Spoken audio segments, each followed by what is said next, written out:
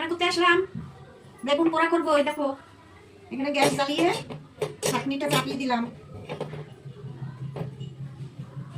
আর tomato পোড়া দেবো বেগুনের সাথে। এই যে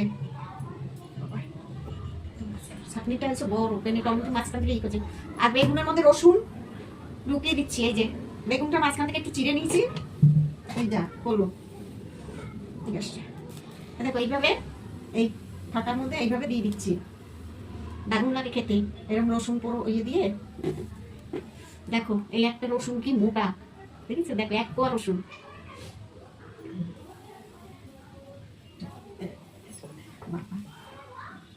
এত মোটা ঢুকছে না, এটা চিড়ে দেবো মাঝখান থেকে। এটা দিয়ে দিলাম,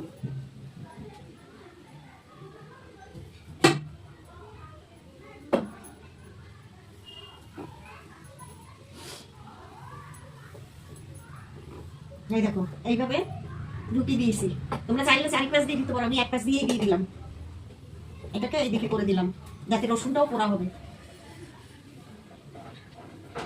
টমেটোটা গড়িয়ে পড়ে গেছে, দিলাম, কি করবো জায়গা এতে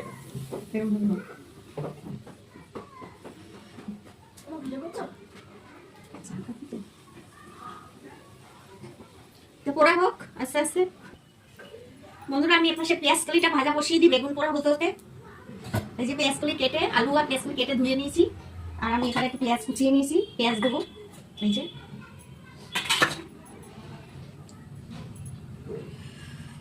তেলটা দিয়ে দিচ্ছি,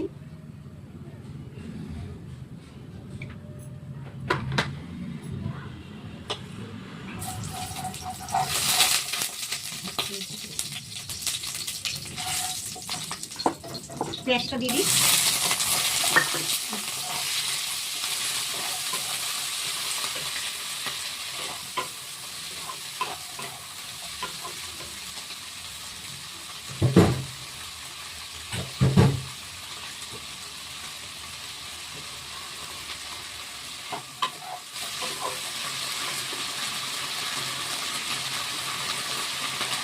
চিংড়ি মাছ বেঁচেছিলাম সেই মাথাগুলো দিয়ে দিচ্ছি, খেতে টেস্ট হবে।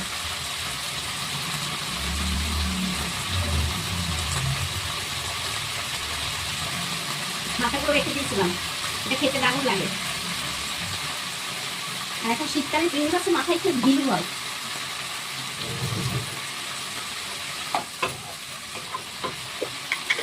নুন দিয়ে দিচ্ছি, আর হলুদ দিয়ে দিলাম। এটা এবার আমি ঢেকে রাখি, আলুটা সিদ্ধ হবে। এইসব রান্না কিন্তু মানে সামান্য, কিন্তু খেতে দারুণ লাগে। দামি দামি রান্নার থেকে এগুলো দিয়ে খেতে বেশ ভালো লাগে, ভাত খেতে ভালো লাগে। আমি এবারে ঢেকে দিচ্ছি, রাখবো। আমার বেগুন পোড়াটাও মোটামুটি হয়ে এসছে, আর একটুখানি হবে। দেখি আমার পেঁয়াজ কলিটা কেমন হলো, অনেকটা ভাজা হয়ে গেছে। আমি একটুখানি মিষ্টি দেবো এবারে, একদম সিদ্ধ হয়ে গেছে। একটু চিনি দিয়ে দিলাম,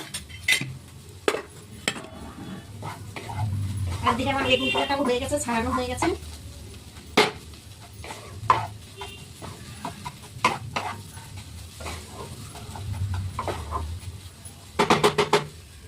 বেগুন পোড়াটা মাখা দেখাই। এই দেখো বেগুনটা পুরো ছাড়িয়ে নিয়েছে, এই যে রসুনগুলো একদম গলে গেছে, দারুণ গলে গেছে একেবারে। আর এখানে আমি পেঁয়াজ কুচি আর লঙ্কা রেখেছি, আর এই যে নুন নিয়ে নিয়েছি। আমি এই নুনটা দিয়ে আগে লঙ্কাটাকে মেখে নেব।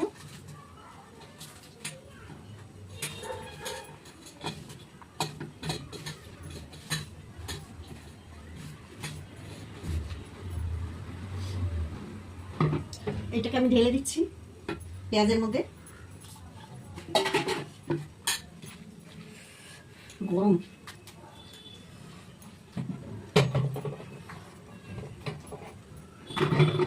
তেল দিয়ে দিচ্ছি। আপনারা চাইলে ধনে পাতা দিতে পারেন, আমি ধনে পাতা দেবো না, এমনি পেঁয়াজ দিয়ে আর এরকম টমেটো কুড়িয়ে মাখলে দারুণ খেতে লাগে, টক টক ঝাল ঝাল।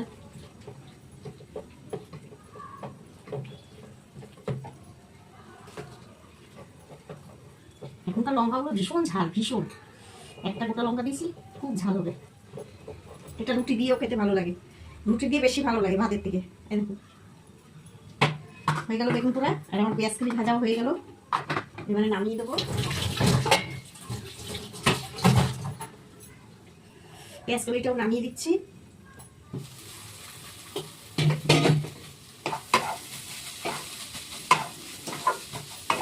সুন্দর বলে গেছে একেবারে। পেঁয়াজ কলিটা আমি নামিয়ে দিচ্ছি। এই যে পেঁয়াজ কলি ভাজা, আর এই হলো বেগুন পোড়া। এই হলো আজকের রান্না। ঠিক আছে, আবার দেখা হবে পরের দিন। টাটা।